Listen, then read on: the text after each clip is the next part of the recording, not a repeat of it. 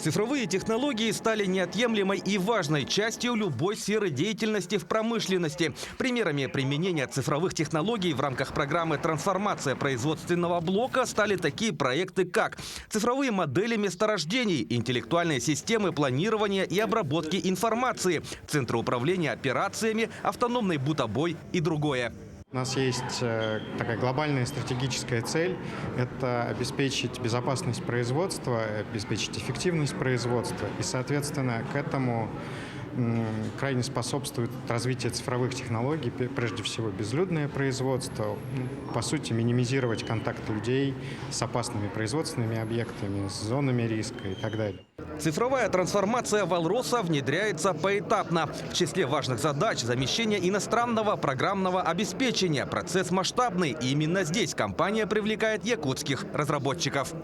Как и многие компании тогда, мы используем ряд зарубежных решений. Но сейчас тренд на импортозамещение, как все прекрасно знаем, и «Алроса» здесь одна из лидирующих компаний. Мы меняем, по сути, западные ERP-решения на отечественные продукты, прежде всего на базе решения 1С. Это длинная программа, это примерно пятилетка, но мы уже и понимаем, как идти, когда идти, формируем сейчас команду, ну и, собственно, основные решения все приняты. В рамках подписанного соглашения с Фондом развития инноваций Республики «Алроса» в течение ближайших 3 лет выделит 100 миллионов рублей для поддержки проектов импортозамещения программного обеспечения.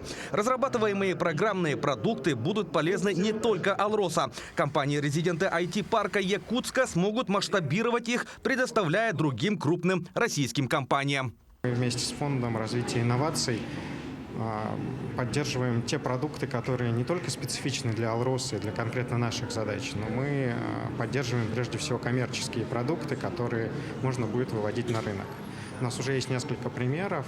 В работе, например, очень интересный проект по системе диагностики авиадвигателей, которая замещает ушедших производителей. Это система для нашего медицинского центра, которая позволит дистанционно получать обрабатывать данные, получать, собственно, предварительные заключения. В Якутии уделяется большое внимание развитию IT-технологий. Многие проекты признаны на мировом уровне. Якутские специалисты показали, что сегодня автоматизировать можно любой процесс, от книг до геолога-разведки. Именно поэтому «Алроса» готова стать соинвестором различных IT-проектов. Власий Сергеев, Тимур Калмогоров, Виталий Прокопьев, Сергей Заборовский, Якутск.